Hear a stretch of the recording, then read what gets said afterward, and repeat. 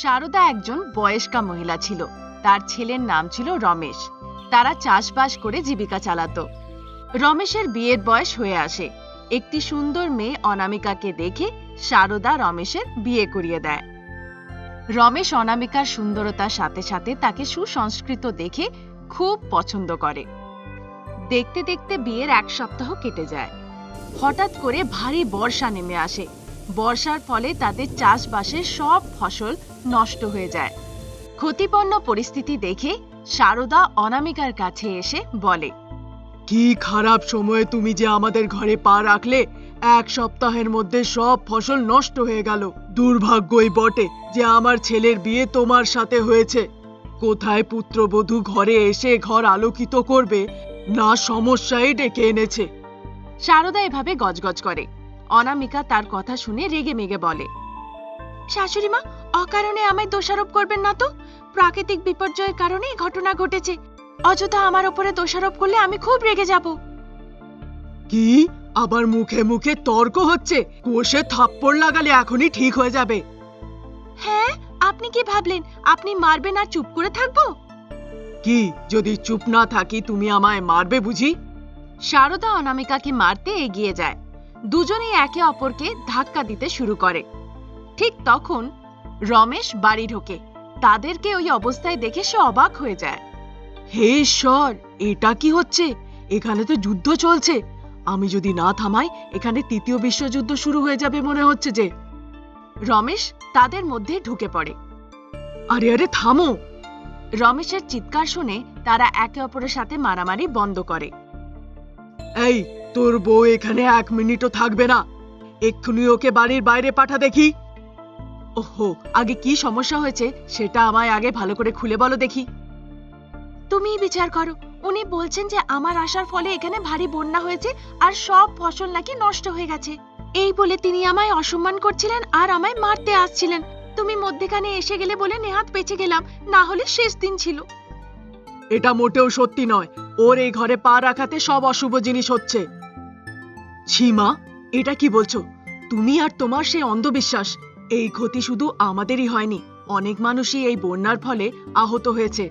তুমি অন্ধবিশ্বাস করে অযথা অনামিকাকে দোষারোপ করছো। রমেশ তার স্ত্রীকে সমর্থন করে। শারদা বুঝতে পারে যে সে তার স্ত্রীকে সমর্থন করছে। অনামিকার প্রতি তার খুব রাগ হয়। কিছুদিন এভাবেই কেটে যায়। তারপর তারা আবার চাষের জমিতে চাষ করতে যায়। সেখানে গাছপালা খুব বড় বড় হয়ে গেছিল। ঠিক তখন শারদার অনামিকার কথা মনে পড়ে। ওই বজ্জাত মেয়েটা ঘরে বসে বসে শুধু খাচ্ছে।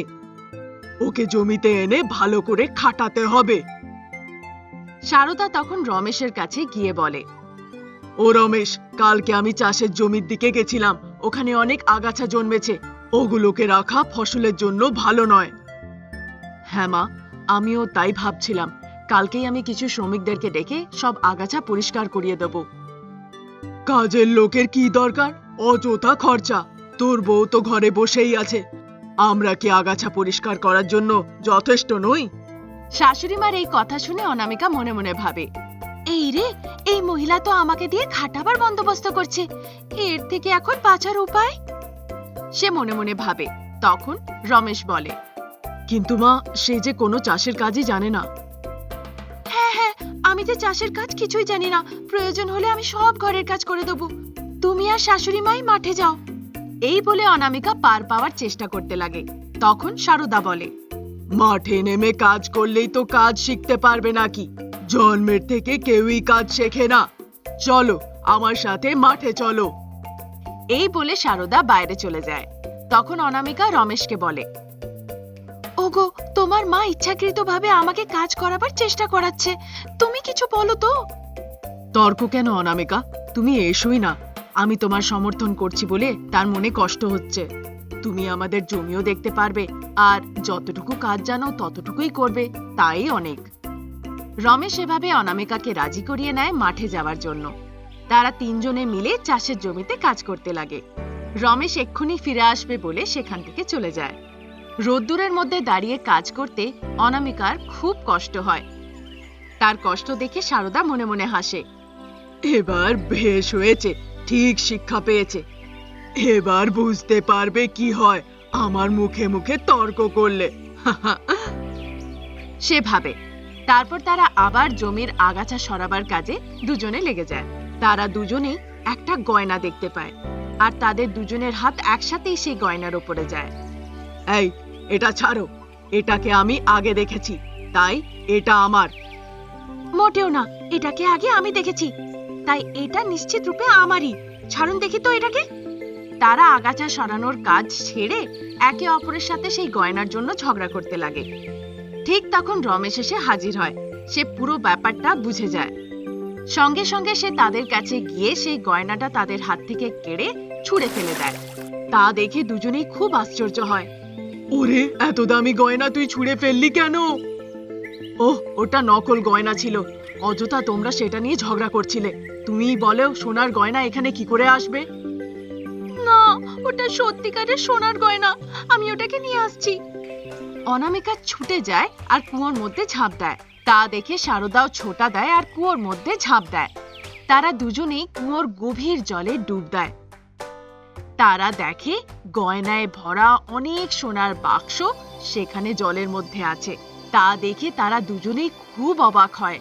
তারা সেই বাক্সগুলোকে কুয়োর ভেতর থেকে বের করে আনে। গয়নায় ভরা বাক্সগুলোকে দেখে রমেশ আশ্চর্য হয়। মা, এটা কি? এগুলো কোথা থেকে এলো? ওগো, এটা কোনো সাধারণ কুয়ো নয়, সোনার কুয়ো। আমার তো মনে হয় ওই আগের গয়নাটাও এই কুয়োর ভেতর থেকেই বেরিয়ে এসেছিল বোধহয়। হ্যাঁ রমেশ, অনামিকা যা বলেছে তা ঠিক। এটা আমাদের সোনার কুয়ো বলে মনে হচ্ছে। আজ যদি অনামিকাকে এই চাষের জমিতে না আনতাম, এই ব্যাপারটা জানতেও পারতাম না। ভবিষ্যতে এই সোনার কুয়োর সাহায্যে সব সমস্যার সমাধান হবে। এই বলে তারা সেই স্বর্ণ নিয়ে নিজেদের বাড়ি ফিরে যায়। সেই সোনার সাহায্যে তারা ধনী হয়ে ওঠে এবং গরিবদের সাহায্যও করতে লাগে। পরবর্তীকালে তারা খুব আনন্দে জীবনযাপন করে। রমেশ আর অনামিকা দুজন দুজনকে খুব ভালোবাসত। তারা ঠিক করলো তারা বিয়ে করবে। রমেশ, আমার বাবা গরিব, সামান্য রাস্তায় রোলার চালায়। তোমার বাড়ির লোকেরা বড় লোক, আমাদের বিয়ে মেনে নেবে কি? আমরা কি করব? এটা শুনে রমেশ বলল, আমি তোমাকে তোমার গুণের জন্য ভালোবাসি, টাকা পয়সার জন্য নয়। আমরা ভুল করেছি এতদিন অপেক্ষা করে। চলো কাল বিয়ে করে নি। তারা যেরকম ভাবলো পরের দিন মন্দিরে গিয়ে বিয়ে করে নিল। তারপর তারা দুজনে রমেশের বাড়িতে এলো। এটা দেখে তাদের প্রতিবেশী সারদা দৌড়ে সারদার কাছে এলো। শারদা, শারদা, জানো কি হয়েছে? এটা শুনে সারদা বলল, আগে তুমি বলো, তুমি কি জানো? সবসময় তুমি অন্যের ব্যাপারে খবর নিয়ে আসো। পদ্মা হেসে বলল, আমি যে খবর এনেছি সেটা অন্য কারো নয়, তোমারই বাড়ির খবর। তোমার ছেলে মন্দিরে একটা মেয়েকে বিয়ে করেছে। সারদা এটা শুনে খুব অবাক হয়ে গেল। তারপর, এসব তুমি কি বলছো ফালতু কথা? আমার ছেলের বিয়ে? কিছুক্ষণ অপেক্ষা করো, তুমি জানতে পারবে। পদ্মা তাদের বাড়ি ছেড়ে চলে গেল। সারদা অবাক হয়ে গেল। তারপর চিন্তা করতে লাগলো। আমি তো বুঝতেই পারছি না এই কথাটা কি সত্যি না মিথ্যে। আমার তো চিন্তা বেড়েই চলেছে। সারদা চিন্তায় অপেক্ষা করতে লাগলো। তখন রমেশ আর অনামিকা তাদের বাড়িতে এলো। এটা দেখে সারদা খুব রেগে গেল। রমেশ, এটা কি? তুমি কার আদেশে বিয়ে করেছো? রমেশ বুঝতে পারলো না সে কি বলবে। সে চুপ করে রইল।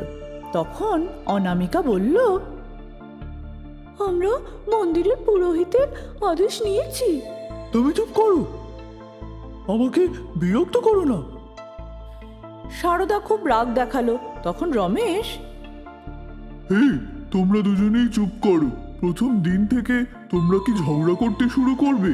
মা ও অনামিকা, আমি ওকে ভালোবাসি আর বিয়ে করেছি। এটা বলে রমেশ অনামিকাকে বাড়ির ভেতরে নিয়ে গেল। সারদা অবাক হয়ে দেখল, কিছুই বুঝতে পারল না। কিছুদিন যাক, আমি ঠিক ওর বিরুদ্ধে রমেশকে কথা শোনাবো, তাহলেও বাড়ি ছেড়ে চলে যাবে। দিন কেটে গেল। রমেশ আর অনামিকা ভালোভাবে জীবনযাপন করছিল। একদিন যখন রমেশ বাড়িতে ছিল না, সারদা অনামিকার কাছে গেল। এই শোনো, আমি তোমাকে একদম পছন্দ করি না। আমিও করি না, আমি শুধু আপনার ছেলেকেই পছন্দ করি, বুঝেছেন? তুমি যদি এভাবে বলো, আমি কিন্তু খুব রেগে যাব। তাহলে যান, গিয়ে মাথায় ঠান্ডা জল ঢালুন, তাহলে যদি আপনার মাথা ঠান্ডা হয়। এই সময় রমেশ বাড়িতে এলো আর সে তাদের দেখলো। হে ভগবান, হে ভগবান, আমি তোমার মায়ের মতো, তুমি এভাবে আমার সাথে কথা বলছো? হ্যাঁ, তুমি তো আমাকে কোনো সম্মানই করো না। রমেশ পেছনে দাঁড়িয়ে শুনছিল। আমি এখানে, তুমি তোমার কথা শেষ করলে, আমি তাহলে বলি এবার। শোনো রমেশ, তোমার স্ত্রী আমাকে সম্মানই করে না। তুমি আমার কথা শোনো, ওকে ডিভোর্স দিয়ে আবার একটা বিয়ে করো। রমেশ মাথা নাড়ল আর বলল, এটা কি মা, তুমি সারাক্ষণ আমাকে ডিভোর্সের কথা বলো। কি হবে যদি আমি ওকে ডিভোর্স করি? হ্যাঁ অনামিকা, তুমি মার কথা শোনো। আমি শুনছি রমেশ, ওনার শুধুই আমার সম্পর্কে অভিযোগ। আমি অভিযোগ করছি না, আমি যে সত্যি তাই বলছি। ওহ, তোমরা দুজনে ঝগড়া করা বন্ধ করো, যাও নিজের কাজ করো। তখন রমেশ চলে গেল আর সারদা বলল, এখন না, ঠিক সময়ে তোমাকে আমি শিক্ষা দেব। ঠিক আছে, একটা ভালো ঘড়ি কিনে আনুন আর দেখতে থাকুন ভালো সময়। অনামিকা তার সব কথায় উত্তর দিত। দিনে দিনে তাদের মধ্যে তিক্ততা বেড়েই উঠল আর সারদা আরো রেগে যাচ্ছিল। এভাবে দিন কেটে গেল। একদিন রমেশের এক বন্ধু তার কাছে এলো আর বলল সে একটা বড় কাজ পেয়েছে, তার জন্য তার অংশীদার চাই। রমেশ রাজি হয়ে গেল। তারা দুজনেই অংশীদার হলো আর কাগজপত্রে সই করলো। দিন কেটে গেল। সে তার সমস্ত সম্পত্তি বন্ধুর ব্যবসায় লাগিয়ে দিয়েছিল, কিন্তু একদিন জানতে পারল সে গ্রেপ্তার হয়েছে। এটা শুনে সবাই খুব ভেঙে পড়ল। আমি আগেই জানতাম এরকম কিছু একটা হবে। এই মেয়ে অপয়া, এর জন্যই এরকম হচ্ছে। সারদা সমস্ত দোষ অনামিকাকে দিল। তখন রমেশ বলল,